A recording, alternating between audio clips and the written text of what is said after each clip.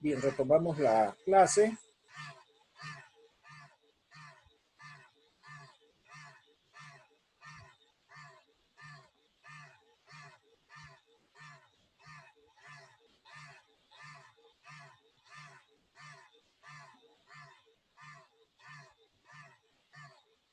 Estamos hablando del decaimiento beta completo, ¿verdad?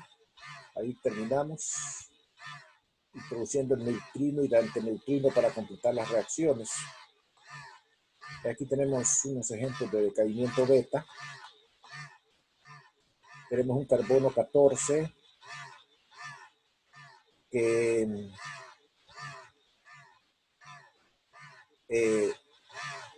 en reposo originalmente, antes del decaimiento, tiene una energía cinética 0 y momentum lineal 0.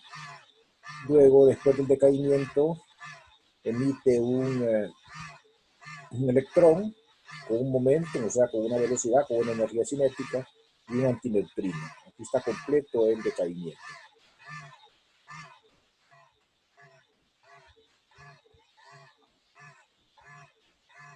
Y aquí tenemos un decaimiento, otro ejemplo de decaimiento beta, pero es positrónico, ¿verdad? Un átomo de nitrógeno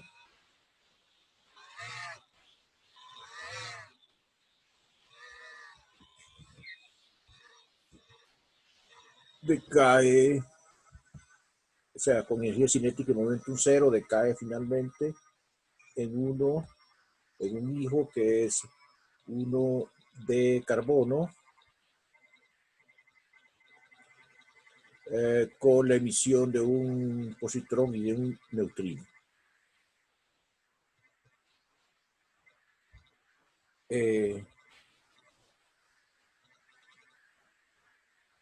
Aquí dice algunos comentarios importantes, ¿verdad? El proceso fundamental en el decaimiento electrónico es un neutrón convirtiéndose en un protón, un electrón y un antineutrino.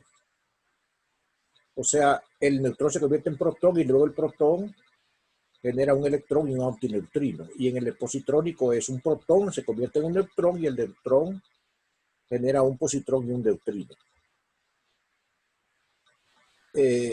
¿Verdad? Eso es en esencia el decaimiento. Hay un fenómeno que se puede considerar similar al decaimiento beta, el positrónico, y que compite con él, que es lo que se llama la captura electrónica. Un poco diferente, bueno, bastante diferente en la naturaleza, pero compite con él. En este caso, el núcleo padre lo que hace es que captura un electrón, pero de los orbitales externos. O sea, de los orbitales externos, generalmente de la capa K es que lo captura. Entonces, tengo el núcleo padre, captura un electrón. Al ser una carga negativa, va a generar, entonces, acá que un protón se pierde. El número de masas es el mismo, porque lo que se genera es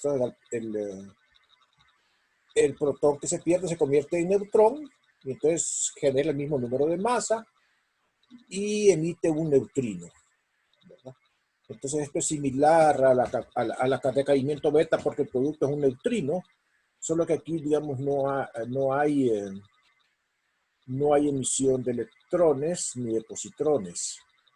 El neutrino es muy difícil de detectar, ¿verdad? Entonces la captura electrónica solamente es observada por experimentos en los cuales se generan rayos X por una cascada de electrones que se originan para llenar la vacante que deja el electrón cuando la celda K pasa al núcleo. Entonces es la captura electrónica. Esto no es captura electrónica, este es un ejemplo de decaimiento beta. El berilio cuando se convierte en litio. Este es un decaimiento, no, pues sí es una captura electrónica, porque aquí lo que tenemos es, perdón, sí es una captura electrónica. Lo que tenemos es aquí el berilio, captura un electrón el número atómico disminuye en 1, el número de masa se mantiene igual, porque lo que lo hizo fue que ese protón se convirtió en neutrón al recibir el electrón, y entonces se emitió un neutrino. Entonces esta es una captura electrónica. Aquí abajo esta figura sí no es una captura electrónica, este es un decaimiento típico. Bueno, ya lo vimos antes, yo no sé por qué esa figura se me escapó otra vez ahí, se me quedó pegada, es la que vimos antes para el decaimiento beta electrónico y positrónico. Eso fue lo que vimos antes. Los valores Q para el decaimiento beta, para el electrónico y la captura electrónica. El decaimiento beta viene simplemente dado como la diferencia entre las masas del núcleo hijo y el núcleo padre por C al cuadrado. Y para el decaimiento positrónico hay que restar el término extra, que es 2 veces la masa del electrón. Ese término extra es debido al hecho de que el átomo padre decrece en 1 cuando el hijo es formado. El número atómico, ¿verdad? Para formar el átomo neutro, el hijo libera un electrón. Por lo tanto, el producto final es un átomo hijo, un electrón liberado y un positrón expulsado. O sea que también hay la generación de un electrón liberado ¿verdad? Por parte del núcleo hijo. Es igual que en el caso del decaimiento alfa, si Q es negativo, el decaimiento no ocurre espontáneamente. Y hay un ejercicio muy interesante. Ustedes saben que se usa lo que se llama el fechado a través de carbono. Que el carbono sirve para fechar muestras fósiles. A través de un fósil que se encuentra en la actualidad, se puede comparar la edad que tiene un organismo, o sea, la edad, el tiempo de muerto que tiene, ¿verdad? Entonces, la pregunta es, un trozo de carbono que contiene 25 gramos de carbono se encuentra en algunas ruinas de una ciudad antigua. La muestra presenta una actividad R de carbono 14 de 250 desintegraciones por minuto. Es en el momento, ¿verdad?, en que se toma. ¿Hace cuánto tiempo murió el árbol que provino de este carbón? La proporción de carbono 14 a carbono 2 en la atmósfera es 1.3 por 10 a la menos 2 por 10 a la menos 2. Es un número, ¿verdad? Porque es una proporción de lo que hay de carbono 14 a carbono 12. Es en la proporción en que existen. Bueno, vamos a buscar aquí la solución y tratar de explicárselas.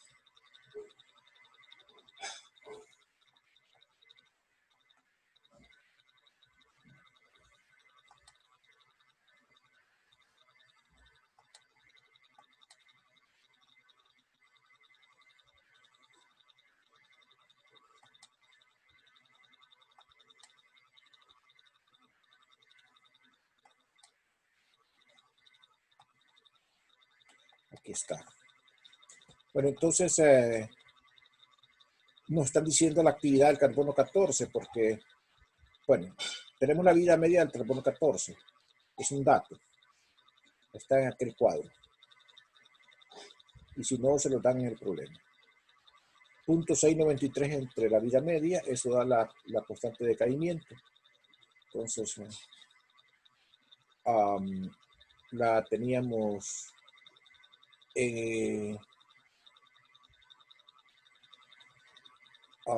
la vida media en años. Si la pasamos a segundos, con el factor de conversión nos va a dar 3.83 por 10 a la menos 12 segundos, la vida media. Ahora bien, aquí viene el punto, ¿verdad? Encontrar una muestra de 25 gramos de carbono, ese es carbono 12. Ese es carbono 12. Esa muestra de carbono 12 se desprendió de algún material que estaba vivo en ese momento, o sea, y que lo que había hecho era convertido carbono 14 en carbono 12. Entonces, esos 25 gramos de carbono 12 se pasan a moles de carbono 12. Da un total de 2.083 moles. Entonces, esos moles de carbono 12 hace mucho tiempo se desprendieron de una pieza de, bueno, vamos a ver cuántos núcleos habían en esos moles de carbono 12 que se desprendieron de una pieza de un material vivo que tenía una muestra, que tenía una combinación de carbono 14 y carbono 12. Entonces, lo que tenemos es que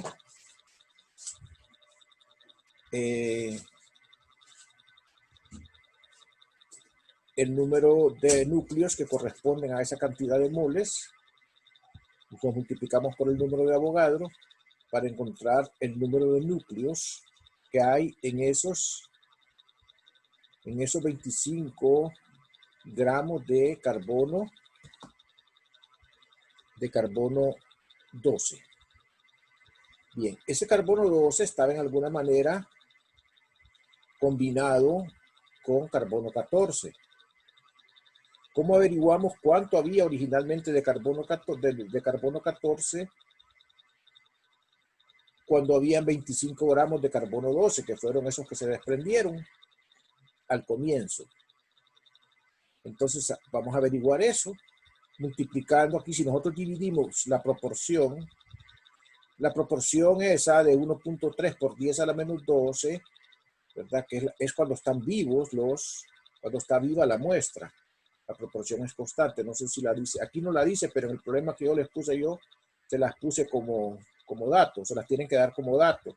Yo la saqué de otro problema que estaba atrás. Esa proporción que dice que la división de carbono 14 a carbono 12 es 1.3 por 10 a la menos 12. Entonces quiere decir que al comienzo si habían 1.25 por 10 a la 24 núcleos de carbono 12 en una muestra, entonces la proporción que había de carbono 14 era 1.3 por 10 a la menos 12, que correspondía a 1.63 por 10 a la 12 núcleos. Entonces, esa era la muestra original de carbono 14, ¿verdad? La muestra original de carbono 14.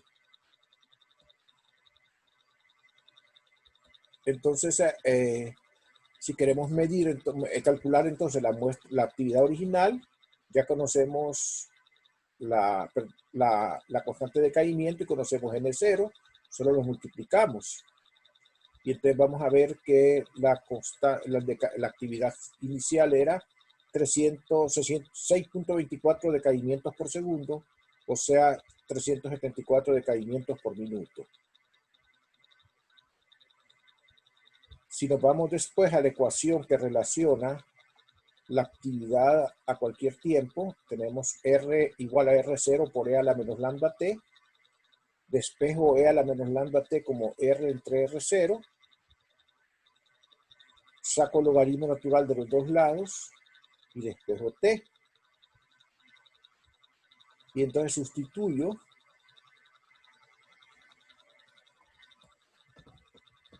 como R, la razón R entre R0, ya tengo yo a mí ya me dan la actividad presente del carbono 14. ¿Cómo la sacaron esa? Pues fueron a ver una muestra que tenía, o sea, una muestra del mismo material que tenía carbono 14 y midieron la actividad del carbono 14. Y entonces encontraron de que el carbono 14 estaba decayendo a 250 decaimientos por minuto. Eso es un dato del problema. Y aquí está el R0 que nosotros calculamos. Entonces, si sacamos esta razón y multiplicamos, nos va a dar que el tiempo son 1.06 por 10 a la 11 segundos, o sea, 10.6 nanosegundos. Y 10.6 nanosegundos equivalen a 3.3 por 10 a los 3 años, o sea, a 3.300 años. Me parece increíble, ¿verdad? Que uno dice, bueno, 1.06 por 10 a la 12 nanosegundos, por 10 a la 10 nanosegundos es poquito tiempo, son segundos. Sí, pero son nanosegundos, ¿verdad? O sea que la civilización egipcia existió en su apogeo hace 1 por 10 a la, o sea, hace un nanosegundo. Perdón, no es un nanosegundo, son el 10 a la, el 10 a la 12 son terasegundos. Parece chiquito terasegundos, pero son segundos, son tera, entonces hace que la cantidad sea menor. Bueno, voy a dejar aquí para reflexión un momento este problema. Aquí lo que hay que revisar con cuidado es las cantidades de carbono 14 y carbono 12, ¿verdad? Nos están hablando de 25 gramos de carbono 12. Y esos 25 gramos de carbono 12 es lo que se encontró. Pero esos 25 gramos de carbono 12 se desprendieron de una composición en la cual había carbono 14 y carbono 12, porque vinieron de una transformación de carbono 14 a carbono 12. Entonces, lo que perseguimos es la muestra original de carbono 14, porque se está fechando con el carbono 14. Estamos usando la constante de caimiento del carbono 14, no la del carbono 12. Entonces queremos averiguar cuál es la muestra original de carbono 14. Por eso usamos la proporción.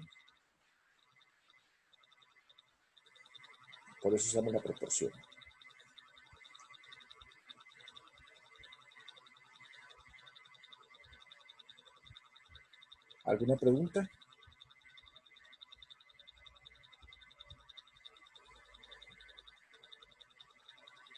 ¿Alguna pregunta?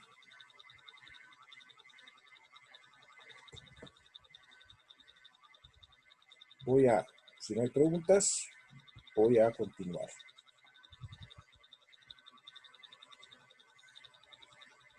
Uy, esto que fue, permítanme.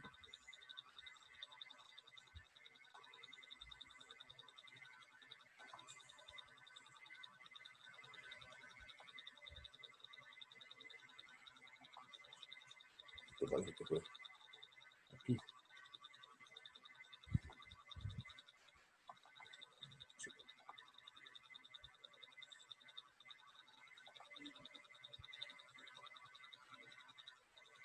Ya.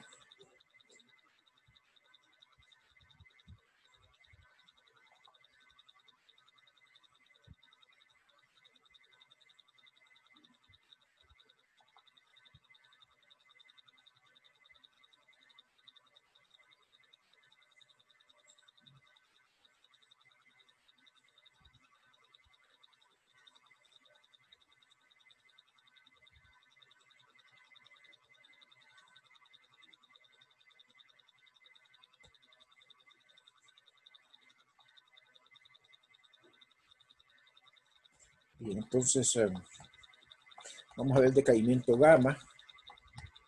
Los rayos gamma se producen cuando un núcleo decae a un estado de energía más bajo. O sea, nuevamente no es un decaimiento electrónico, es un decaimiento nuclear. Acuérdense que en el modelo de capas se asume que los neutrones y los protones están en niveles de energía. Entonces, cuando hay un decaimiento de un estado de energía más alto a uno más bajo, ocurre una emisión gamma. En el caso de la emisión gamma, lo que hay es una emisión de fotones de alta energía. Entonces, lo que no cambia nada, ni el número de masa, ni el número de protones. Lo único que hay es una energía debido al paso de un estado excitado. Por eso le ponemos aquí una X con asterisco para indicar que está excitado a un estado no excitado. La media típica en la cual ocurre esto es 10 a la menos 10 segundos. O sea, así como 10 por grande, 10 a la 10 es la época de la civilización de Egipto hasta nuestros tiempos. Por abajo, 10 a la menos 10, se imaginan qué pequeño será, ¿verdad? Si 10 es el tamaño de un 10, o sea, 1 por 10 a la 10 es un metro. O sea, un metro es 1 por 10 a la menos 10 en distancia, ¿cuánto será? Un segundo, pues ya saben lo que es un segundo. ¿Cuánto será? 1 por 10 a la menos 10 segundos. Comparemos las escalas para arriba. ¿Cuánto es 1 por 10 a la 10? De aquí a la civilización, al apogeo de Egipto. Entonces, ¿cuánto será de pequeño 10 a la menos 10? El único cambio en el núcleo es que se termina en un estado de menor energía. No cambia A ni Z. En el decaimiento gamma. Aquí hay unos ejemplos. Hay una secuencia para que ocurra el decaimiento gamma. El primer decaimiento es una emisión beta. Aquí tenemos boro. 12,5 pasa a carbono excitado 12,6. O sea, acuérdense que en la emisión beta puede quedar excitado y entonces aquí está el electrón y el antineutrino. Esta es una emisión beta. Luego de la emisión beta, este átomo excitado, como quedó excitado este átomo hijo del decaimiento beta, lo que hace es emitir fotones para volver a su estado base. Y la diferencia, digamos, entre pasar de este estado a este estado, la diferencia de energía es H veces la frecuencia del fotón emitido. ¿Ok? Me paro ahí un momentito para que miren. O sea, este es el decaimiento gamma y este es el decaimiento beta que lo tiene que preceder.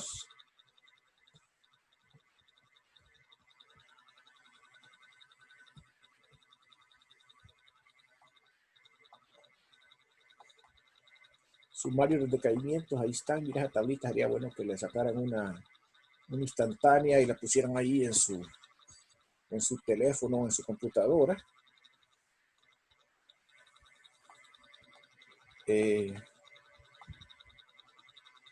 Seguimos, bueno, vamos a hablar de radiactividad, es lo que estamos hablando ahorita, ¿verdad? Entonces los núcleos se clasifican en estables, producidos en el laboratorio. Los núcleos estables están en la naturaleza. Los núcleos inestables se encuentran, perdón, los núcleos inestables son los que están en la naturaleza y son los que dan lugar a la radioactividad. El radón, el plomo en adelante, ¿verdad? Los núcleos producidos en el laboratorio a través de reacciones nucleares, estos producen radioactividad artificial. Radioactividad natural son, por ejemplo, el uranio, el actino y el torio. Uranio, actino y torio. Y cada uno tiene una serie de decaimientos. O sea, ahí corresponden a una serie de decaimientos. Hay una serie del uranio, una del actinio, una del torio, ¿verdad? Que es natural. El Neptuno no es natural, el Neptuno no es natural. Por ejemplo, aquí está la serie de decaimiento del torio, miren. Comienza con el torio 232. Cuando llega aquí al bismuto 212, ahí se equivocaron, aquí es 200, debe ser 216, aquí es 216, se separa en dos posibilidades. Se viene por acá con un decaimiento beta y luego con una emisión alfa, y luego acá, o se viene directamente con una emisión aquí al talio, o se viene al plomo por acá o por acá. Hay dos caminos. Por aquí se rompe la serie, pero acaba igual en el plomo. Ya el plomo es estable, ¿verdad? Ya después del plomo ya no hay radioactividad natural. Esa es la serie del torio, por ejemplo. Pues cada uno tiene su propia serie, ¿verdad? Ok, vamos a terminar entonces el tema viendo lo que son reacciones nucleares. La estructura del núcleo puede ser cambiada si ustedes lanzan partículas energéticas. A esos cambios se le llaman reacciones nucleares. Como los decaimientos nucleares, como son los que vimos antes, ¿verdad? Alfa, beta, gamma, el número atómico y el número de masa deben de balancearse a ambos lados de la ecuación. Un núcleo X es bombardeado por una partícula, el resultado es un núcleo hijo Y y una partícula saliente B. Esto resume la reacción química. Esta es una reacción, nuclear en general. ¿Y que tiene que haber balance? Tiene que haber balance del número de masa y del número atómico. Entonces, cuando ustedes vean una reacción, cualquiera tiene que haber balance en el número de masa y el número atómico y también en la carga, ¿verdad? La energía de esa reacción química siempre va a tener esta forma. Aquí tenemos la masa de los reactivos y la masa de los productos restando multiplicado por C cuadrado. Y entonces los valores de Q van a determinar el tipo de reacción que ocurre. En una reacción exotérmica hay pérdida de masa en la reacción, o sea, el sistema emite calor. Hay liberación de energía y Q es positiva. En una reacción endotérmica hay ganancia de masa en la reacción. O sea, hay ganancia de masa. En la primera hay pérdida de masa, porque hay conversión de masa a energía. En la segunda hay ganancia de masa, porque es al revés. Se necesita energía en forma cinética de las partículas incidentes para llevar a cabo la endotérmica. Q es negativa. La energía necesaria para que ocurra la reacción se llama energía límite. O sea, hay un mínimo de energía para el cual puede ocurrir la reacción. Si A y B son idénticas, o sea, si las partículas incidente y emitida antes, ¿verdad?, son idénticas, X y Y también lo son. Entonces la reacción se llama un proceso de scattering, o sea, no ha ocurrido un cambio en la estructura del núcleo. Lo que ha habido es un proceso de scattering, ahí se le llama. ¿Ok? Como una colisión. Un scattering es como una colisión. Dos partículas colisionan, siguen siendo las mismas. Dos bolas de billar coleccionan, siguen siendo las mismas. Es un proceso de scattering. No hay cambio en la estructura de las partículas, de los participantes en la colisión y en este caso en la reacción. Entonces, por eso se llama proceso de scattering. Si la energía cinética es la misma antes que después, al igual que con los choques, se llama scattering elástico, pero si la energía de antes y después no coinciden, se dicen que el scattering es inelástico. Las reglas de conservación en las reacciones nucleares. ¿Qué tienen ustedes? Si les ponen una reacción nuclear, ¿qué tiene que conservarse? Energía, momentum, carga total y el número de nucleones. Acuérdense de eso. El número de nucleones y la carga es importante, ¿de acuerdo? Entonces, eso es lo que tiene que conservarse en una reacción nuclear. Y eso es todo. ¿Verdad? Eso es todo. Con esto terminamos la teoría. Si Dios lo permite, el día lunes a las 11, yo les voy a resolver algunos problemas aquí del capítulo 44. ¿Tienen algún comentario o cuestionamiento?